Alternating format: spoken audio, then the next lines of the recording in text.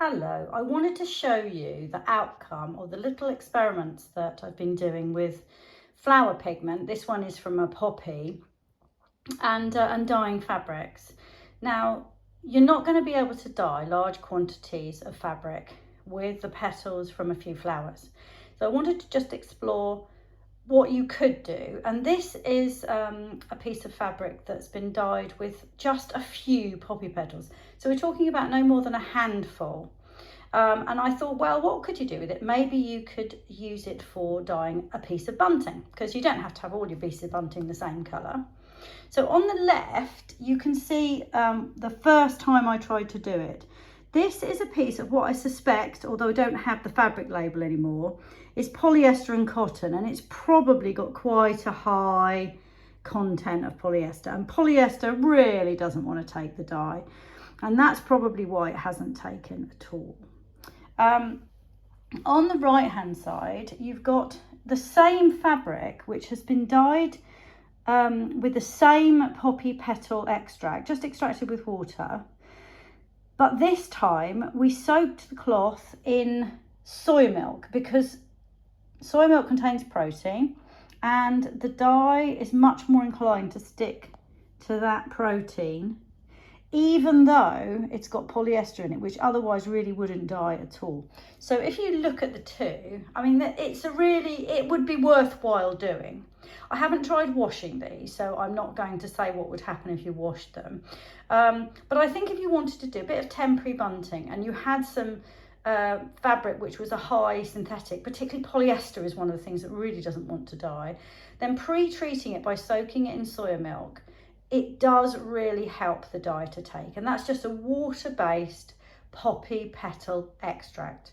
And seriously, it was a handful of petals that allowed me to do that. So that's something you might be interested in trying. This is the second thing that I did, and it was really interesting to me because it didn't do what I expected. So let's just turn that round. So on this side here, we've got just a piece of what I'm pretty sure is 100% cotton. So you've got not a bad take. I mean, it's not a dark colour, but it's definitely not white. This was a pure white hanky when we started. Now, I haven't gone to any trouble to try and make sure it dyes evenly or anything like that. I just shoved it in the dye for a few seconds and took it out. So that's actually not taken too badly and much better than I thought. Does it make any difference if you pre-soak the fabric? Does it make it any better? And the interesting thing is, not really. So this one, you can feel it. I can tell which one I've used with the soy milk with, because it dries quite stiff.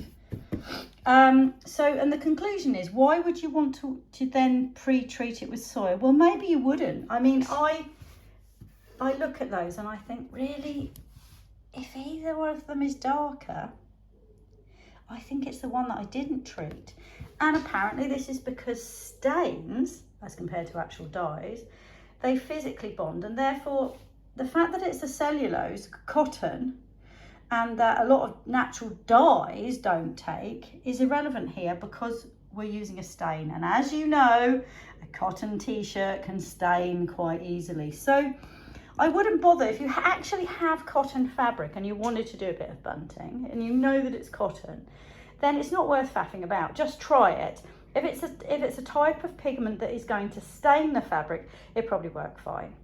Why don't we use stains? Why don't we call them dyes? Well, it's a bit technical and I haven't really understood it myself entirely, but these types of colours, they tend to fade and they tend to wash out to a certain extent. So they don't stay nice and dark and a good colour. But as you will know, getting a stain completely out is actually often impossible anyway. So for bunting, this might be really good. You're not going to be washing bunting very often, if at all. So that's what we found from our experiments. Interesting. One last thing I was going to show you, if you're thinking what can you do with the poppy pigment. One last thing I tried quite early on. Now this is going back to the original polyester cotton fabric. I just tried printing it. Now this is a thumbprint. And even on the polyester cotton, although it has bled, it's interesting that it's bled. I mean, it's not very pretty, is it, where it's bled? But that's where I had more pigment and I pressed harder. So I think the printing, look at the other side, it's interesting because it's come through on the other side. But the printing actually worked really well. So I did think that perhaps rather than trying to stain or dye the whole piece of fabric, particularly if you don't have a cotton, that printing might be a good way forward. Don't worry about trying to colour the whole piece. Just get yourself a stencil or some sort of something you can print with. And I just use my thumb, but I mean, a potato print might be fun to experiment with. So that might be another way to go. It's just a way of making that small amount of pigment that you're going to get from petals go a lot further. So I thought that was interesting. I hope you do too.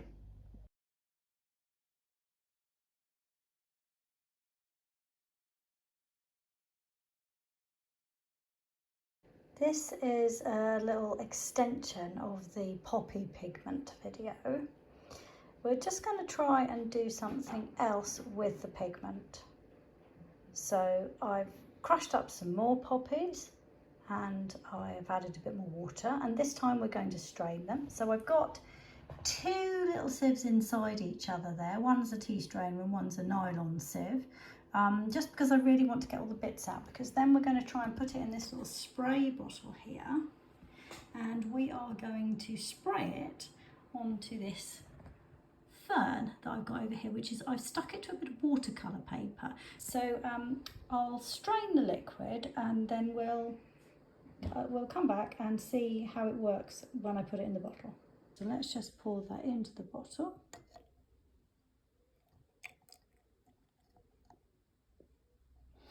I remember earlier I said that the pigment is quite sensitive to the pH, whether it's acid. So now this little bottle is going to give me a little bit of vinegar, but I only want a very little bit. There we go. So I'm just going to use the dropper to add a little drop of that to that. Now let's see what happens when we add it. I'm not sure how much we would need to add. Let's see. A bit more of a swirl. It's definitely going redder, isn't it? So let's go a little bit more. I'll put a little bit more vinegar in there. Now notice I am not using, I wouldn't normally use this expensive stuff. I'm not using malt vinegar because that's dark in colour, and obviously that could affect the colour in itself. So I've got the palest vinegar I happen to have lying around. But you could use a lemon juice. A few more drops. Let's take that into there.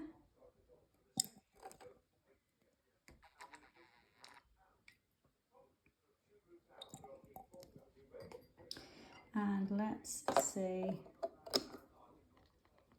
That's definitely a lot more red than it was, isn't it? So let's see what happens when we put another paper. Now I can smell the vinegar now, which is not necessarily what we want, but it will work for our purposes. I'm just doing this as a demonstration really to see if it works. So I'm not expecting to get clear edges with this because I haven't taped it all the way down, all the way around, but we'll just see how it works. There's quite a strong red coming out. That's really interesting.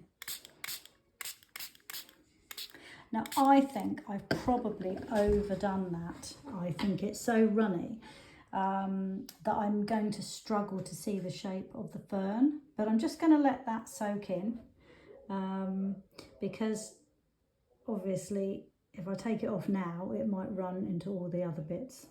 I'll have to look it up and see whether there's something you can do to make it maybe a little bit thicker. I don't know, but then it wouldn't come out of the bottle. But that's quite interesting the way that that's worked. And obviously you could use that as just a wash on the paper on its own, and it would colour the paper. There's a lot of bleeding, and obviously it is watercolour paper, but then you also want the watercolour paper because you want it to absorb as quickly as possible, because if you did it on a smooth paper it might just run completely.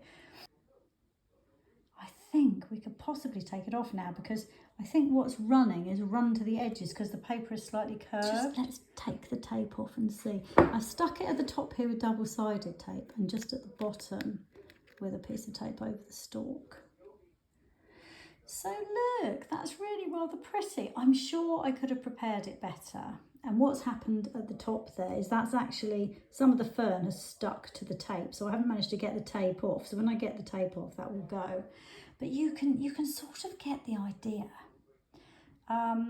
And okay, I had this little bottle lying around, not doing anything, and maybe you don't.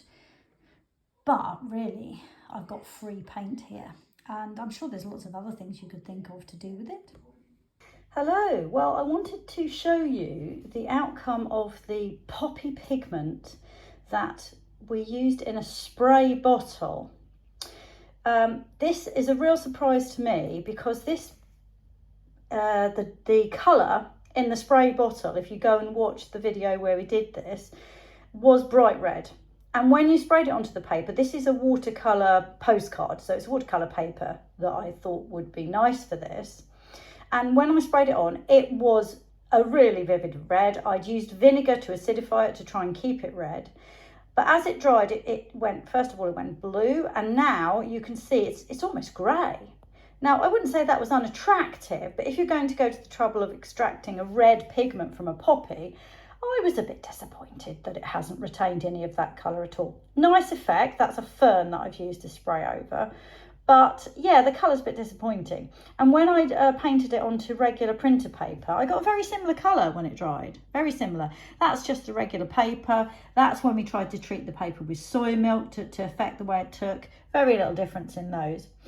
But there's something to it. Poppy pigment is affected by acidity, as we knew, because when we put vinegar into the bottle of pigment, it went much redder. And when I painted it on a different sort of paper, I thought it was the same. But this is one of the original times that I used the poppy pigment. This is much more similar to the colour that it goes on as, and that soy milk is the paper above it. It's actually a greetings card I had, because I was looking around for something that was more like a watercolour paper. And on this paper, it has stayed this nice plum purple, which I think is a nice colour. It's not the colour of poppies. Apparently some of their colour is structural, not pigment, so you're not going to get that out. But this plum purple, I thought was pleasant. And the only difference here was the paper. So that is very interesting. On the cloth, we got a much more closer to that colour as well when we tried using it on cloth too. So it's interesting that the colour is obviously affected by reaction with the paper you put it on. So just one other thing I thought I would show you. I have done some experiments with some other colours in case you're wanting to experiment with other colours. So these are the petals I just had lying around. We've got rose petals, interesting, that stayed, but look, all these ones that are fuchsia, they're about the same colour as the poppy, and the red elder leaf is interesting. I might do another video about that. At the bottom we've got dried calendula petals, which I thought would be lovely but really haven't given us much colour. That turns out to be because they're more soluble in oil. All these things affect it. But yeah, I think the fuchsia and the rose might go the same colour as the poppy on a different sort of paper. Mallow is interesting, and the geranium gives us a bit more blue. I've got one other piece over here because I was told about cornflower, I didn't have any, I went to get some. So this is the same paper that I used for the poppy that went grey. Cornflower has stayed blue. I then tried adding a bit of alcohol to affect the colour. And that seemed to keep it a nice blue. So all these are things for further experiments. But I quite like the effect of flicking it. So we get quite a watery paint, flicked it onto the paper. That could be a nice background for something. So these are all ways that you can make a little bit of pigment that you've got from a small amount that you're going to get with petals, and do some fun things with it. So again, I thought that was interesting. I hope you do too.